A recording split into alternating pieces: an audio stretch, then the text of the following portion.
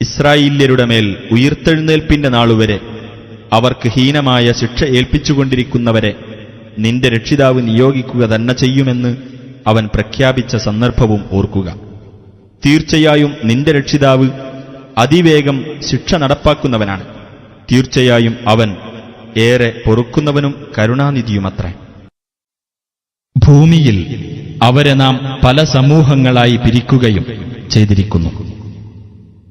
അവരുടെ കൂട്ടത്തിൽ സദ്വൃത്തരുണ്ട്, അതിന് താഴെയുള്ളവരും അവരിലുണ്ട്. അവർ മടങ്ങേണ്ടതിനായി നാം അവരെ നന്മകൾ കൊണ്ടും തിന്മകൾ കൊണ്ടും പരീക്ഷിക്കുകയുണ്ടായി. അനന്തരം അവർക്ക് ശേഷം അവരുടെ പിൻഗാമികളായി ഒരു തലമുറ രംഗത്തു വന്നു. അവർ വേദത്തിന്റെ അനന്തരാവകാശമെടുത്തു.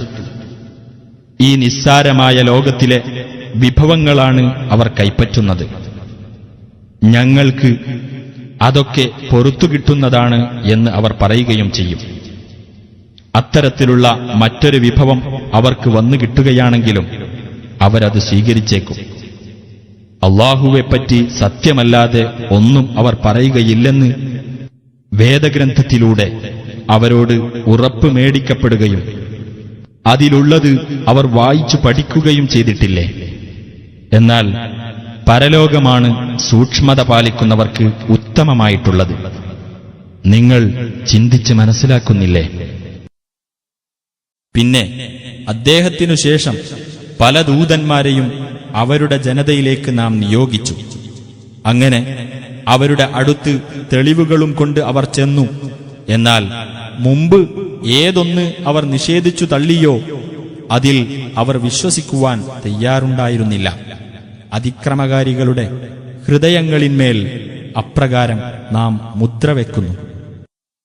പിന്നീട് അവർക്ക് ശേഷം നമ്മുടെ ദൃഷ്ടാന്തങ്ങളുമായി ഫിർഔനിന്റെയും അവന്റെ പ്രമാണിമാരുടെയും അടുത്തേക്ക് മൂസായെയും ഹാറൂനെയും നാം നിയോഗിച്ചു. എന്നാൽ അവർ അഹങ്കരിക്കുകയാണ് ചെയ്തത്. അവർ കുറ്റവാളികളായ ഒരു ജനവിഭാഗമായിരുന്നു. അങ്ങനെ നമ്മുടെ പക്കൽ നിന്നുള്ള സത്യം അവർക്ക് വന്നെത്തിയപ്പോൾ അവർ പറഞ്ഞു, തീർച്ചയായും ഇത് സ്പഷ്ടമായ ഒരു ജാലവിദ്യ തന്നെയാകുന്നു. മൂസ പറഞ്ഞു, സത്യം നിങ്ങൾക്ക് വന്നെത്തിയപ്പോൾ അതിനെപ്പറ്റി ജാലവിദ്യയെന്ന് നിങ്ങൾ പറയുകയോ? ജാലവിദ്യയാണോ ഇത്? യഥാർത്ഥത്തിൽ ജാലവിദ്യക്കാർ വിജയം പ്രാപിക്കുകയില്ല. അവർ പറഞ്ഞു, ഞങ്ങളുടെ പിതാക്കന്മാർ എന്തൊന്നിൽ നിലകൊള്ളുന്നവരായി ഞങ്ങൾ കണ്ടുവോ അതിൽ നിന്ന് ഞങ്ങളെ തിരിച്ചുകളയാൻ വേണ്ടിയും ഭൂമിയിൽ മേധാവിത്വം നിങ്ങൾക്ക് രണ്ടുപേർക്കുമാകാൻ വേണ്ടിയുമാണോ നീ ഞങ്ങളുടെ അടുത്തു വന്നിരിക്കുന്നത്? നിങ്ങൾ ഇരുവരെയും ഞങ്ങൾ വിശ്വസിക്കുന്നതേ അല്ല. ഫിർഔൻ പറഞ്ഞു, എല്ലാ വിവരമുള്ള ജാലവിദ്യക്കാരെയും നിങ്ങൾ എന്റെ അടുക്കൽ കൊണ്ടുവരൂ. അങ്ങനെ ജാലവിദ്യക്കാർ വന്നപ്പോൾ മൂസ അവരോട് പറഞ്ഞു, നിങ്ങൾക്ക് ഇടാനുള്ളതെല്ലാം ഇട്ടേക്കൂ. അങ്ങനെ അവർ ഇട്ടപ്പോൾ മൂസ പറഞ്ഞു, നിങ്ങൾ ഈ അവതരിപ്പിച്ചത് ജാലവിദ്യയാകുന്നു. തീർച്ചയായും അല്ലാഹു അതിനെ പൊളിച്ചുകളയുന്നതാണ്. കുഴപ്പമുണ്ടാക്കുന്നവരുടെ പ്രവർത്തനം അല്ലാഹു ഫലവത്താക്കി തീർക്കുകയില്ല.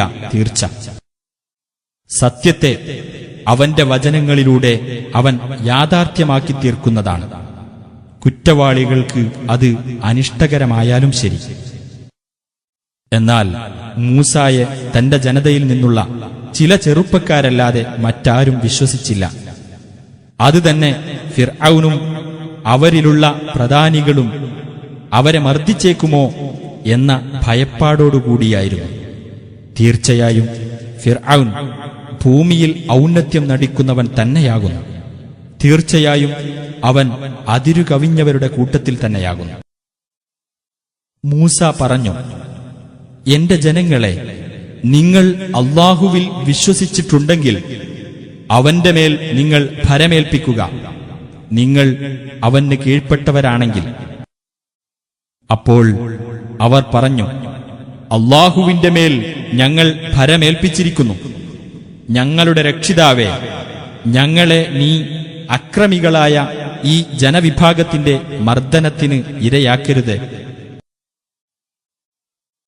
നിന്റെ കാരുണ്യം കൊണ്ട് സത്യനിഷേധികളായ ഈ ജനതയിൽ നിന്ന് ഞങ്ങളെ നീ രക്ഷപ്പെടുത്തേണമേ.